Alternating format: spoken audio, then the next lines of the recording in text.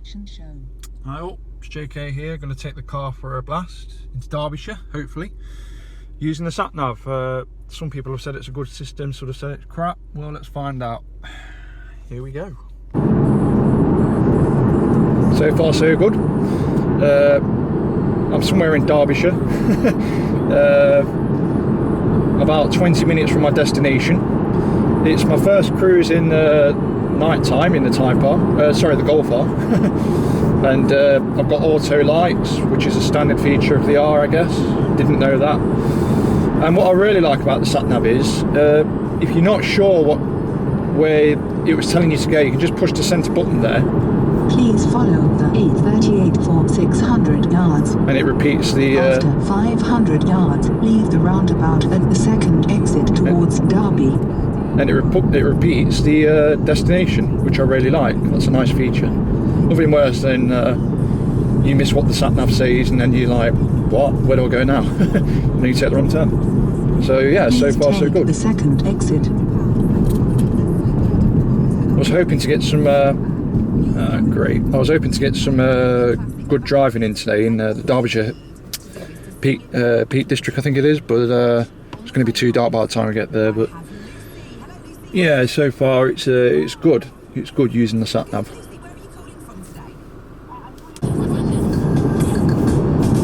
Well, I'm about 20 miles from my journey, I think I am, destination, and the roads are already getting pretty interesting. But so far so good. The Sat Nav's good. You've got the display there, which also gives you a bit of advice. Yeah, and the roads here seem really interesting. Of course, I don't know if there are any speed cameras here. I bet there are, but look like really nice windy roads. Derbyshire's quite close to me, so I thought I'd check it out because it would be good to take the R there and enjoy the roads. I've been using the manual box in conjunction with the auto as well to help engine braking when coming down some steep inclines, and that's working really well. So yeah, it's going really, it's good stuff.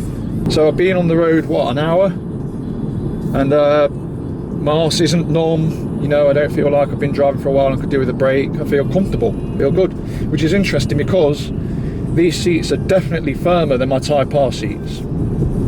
So yeah, it's interesting.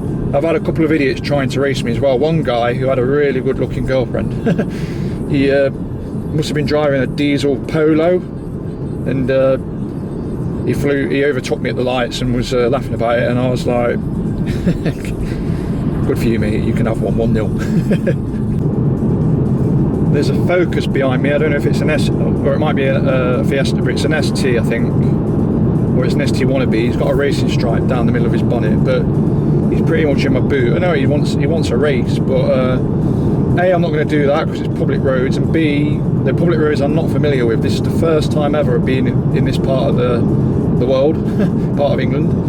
I'm completely relying on my Sat Nav to get me to a place called Bakewell, because the roads here are supposed to be legendary between motorcyclists and petrol heads. So I thought, let's try and eat some miles up on the car, because all it's doing is sat in the garden rotting away.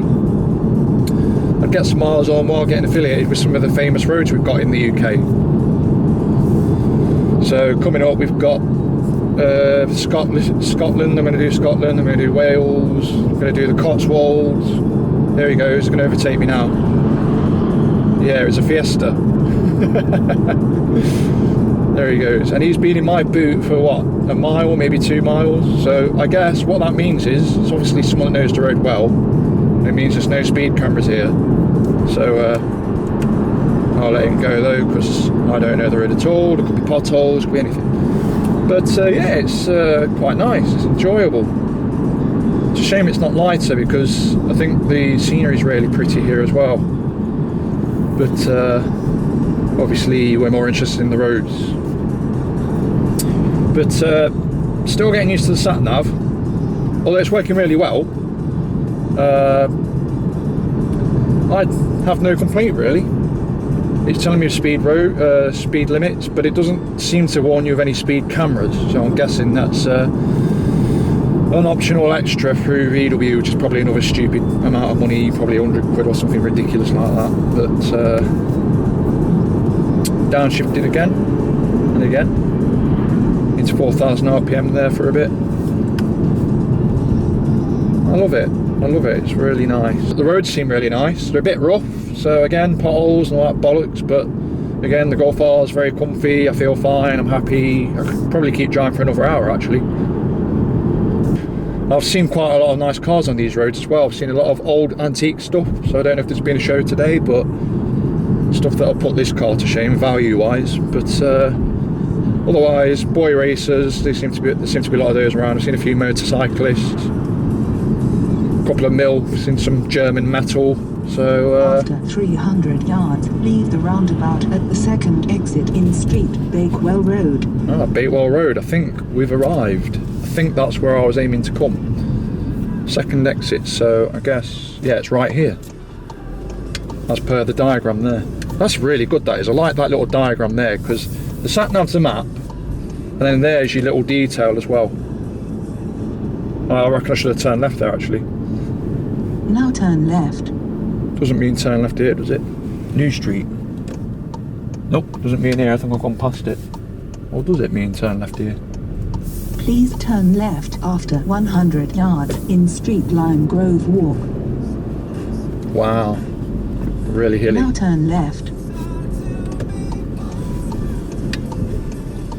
I've done it all in eco mode tonight as well. I haven't touched the turbo at all really. So it's straight on for 0.1 of a mile. Straight down here. Please turn left after 150 yards in Street Bank Road and then leave the next roundabout at the third exit. Now turn left and then leave the next roundabout at the third exit. So it's telling me to go left. I have a feeling, because we're in such poor GPS area, my sat nav might be stuck in a loop. Oh no, maybe not. Oh, wow, this is a really nice place. Please take the third exit. I'll tell you, the roads are weird. 1, 2, 3. Give them that. It's almost like being abroad. And the drivers are pretty weird as well. Probably jealous of the R. It's certainly quite pretty in the Golf, with all the blue strips and whatnot, and the lighted up display and the sat nav. It's all lovely. Once again, the speed limit's changed. I don't know what it is though, and it's not shown on my sat nav, so that's a bit irritating. So I'm sticking to 30 until I know what it is. After 300 yards, leave the roundabout at the second exit onto the A6 towards Buxton. Buxton, did it just say? Ah. But yeah, so far the sat nav's been perfect. Not had a single problem, and as I say, the map here, I was wrong about the speed limit. The speed limit is in the top left corner of the map, so I've just got to get used to the map's layout and interface and things like that. But the map, in conjunction with this little screen here, at the central console there, it just works brilliantly. And as you can tell, the Golf is very quiet and well refined, so not only is she a beast when she wants to be, or when you want her to be, but she's obviously very well refined and civilized lady. The brakes are starting to feel a lot more smooth now as well, so I'm bedding them in nicely. No warping has occurred, so done well there. I can see why people do it. As soon as you put your foot down, the car just catapults you, and then your instinct is to brake. If you'd have seen my test drive video with the VW dealer, you saw that as soon as I booted it, I broke again, even though I didn't need to, and the dealer kept saying, don't brake, just go for it. It's just what the car does when you're not used to it. I guess it's a survival instinct. You think if you carry on, you're going to kill yourself. Hopefully this will be the first time I've ever used my full beam in my Golf as well. There we go, full beam. The first time I've ever used it, and you all watch it, witness it. It's been a bonding experience for us all, hasn't it? But this isn't about driving and having fun. This is about using the sat nav and getting lost and finding somewhere new. And it's done it well. I'm not far off my destination. I think I'm about less than 2 miles away. I'm pretty sure I'd have used my iPhone sat nav, I'd have got lost.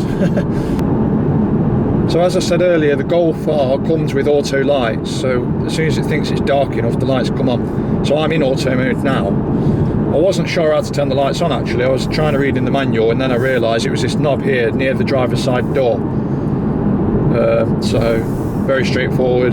There's auto, well there's off obviously, there's auto, and then there's dip, and then I don't know what the other one is. I think it's fog lights. And does the sat nav pick it up? It has. As soon as we hit the sign, it hit 30 miles an hour, so that's good. The only slight criticism I've got is the little display in the centre here between the speedo and the tachometer. It would have been good if the speed limit popped up there as well, because when you're not used to this map here, it's a bit difficult to see. Your destination road after 400 yards. And here we are, we've made it. Just there was a nice bit of road where there didn't appear to be any speed cameras or anything like that, and there was no street lights or anything.